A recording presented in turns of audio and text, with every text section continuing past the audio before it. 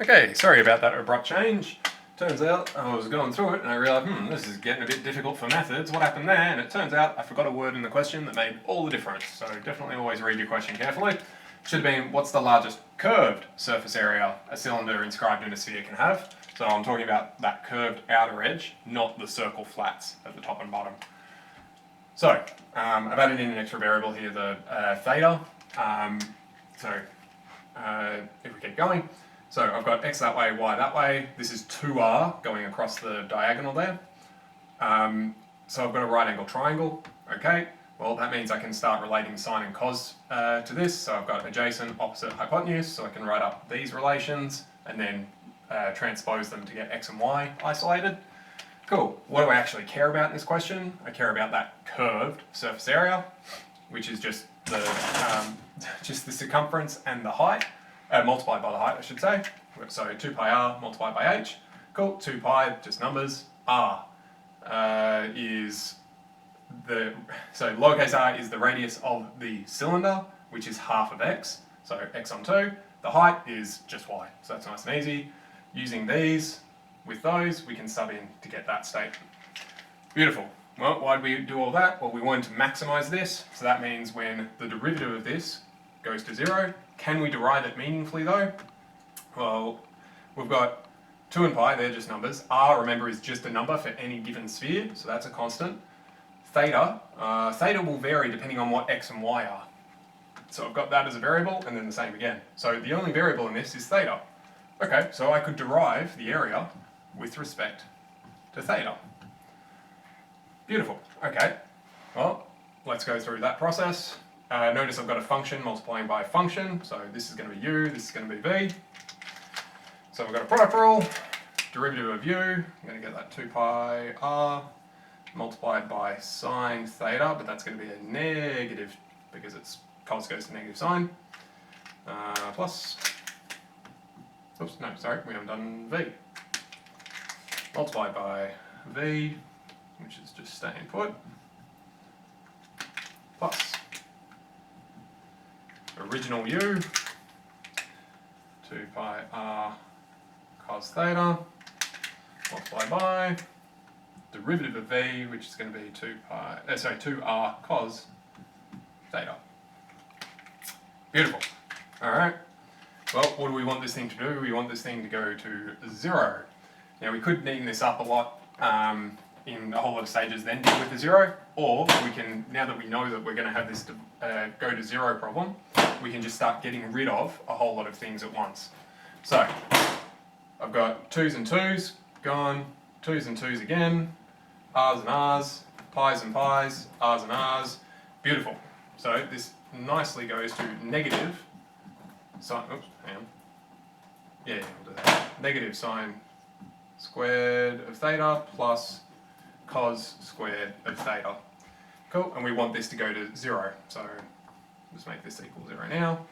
Cool, alright, well, I'll shift this to the other side, so we've got cos squared theta equals sine squared theta.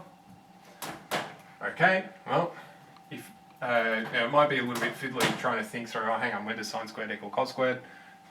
So instead, let's just divide by cos squared. So I'm going to get 1 equals sine squared over cos squared. Because whenever you've got sine and cos in the same thing, usually it's a good idea to divide them to get rid of them and turn them into tan squared. Okay, so we've got that, great.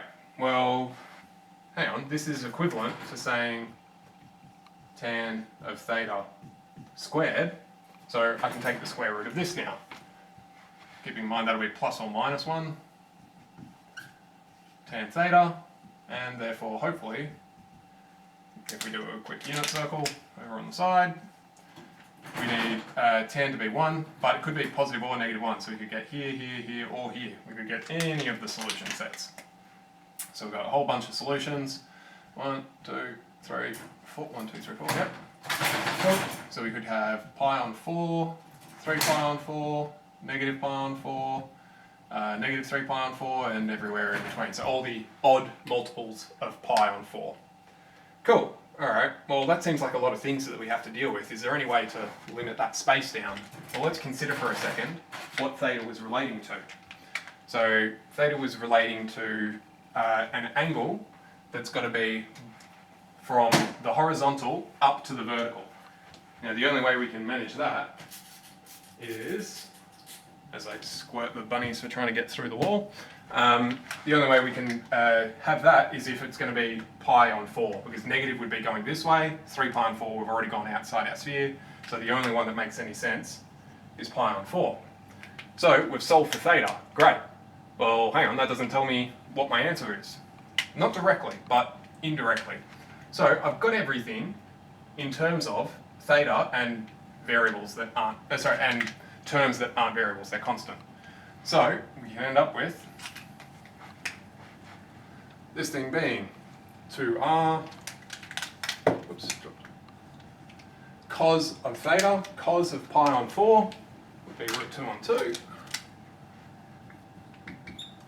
So we end up with 2's cancel, root 2r. Might be noticing a theme, and the other guy is going to be 2r sine of theta, oops, orange, which is also going to be root 2 on 2, so we end up with root 2r. Now, is everything always root 2 on r? No, but for these two it is, because I've tried to set up nice things so that we get nice solutions out. So that's that. What's the largest? Yes, so we've got an x distance and a y distance, brilliant. Now, if you specifically wanted to know what the area was, great, you can just chuck them in to these guys. If you wanted to know specifically the volume of this thing, you could generate it from there. Once you've got your base units, then you're okay to go with everything else. Cool. These are notoriously fiddly for their setup. So I highly recommend, first thing you do, draw a picture. Second thing you do, write down any relationship you can see in there. Well, second and third can go either way. Third, write down what you actually want. And then from there, you're just trying to go from what you've got to what you want, and then do it in one variable, and then derive, make it go to 0, and then the rest is just old school math, hopefully, at this point. Cool. If you get stuck at all, which I totally expect many of you will, which is fine, give us an email. Other than that, best of luck. Cheerio.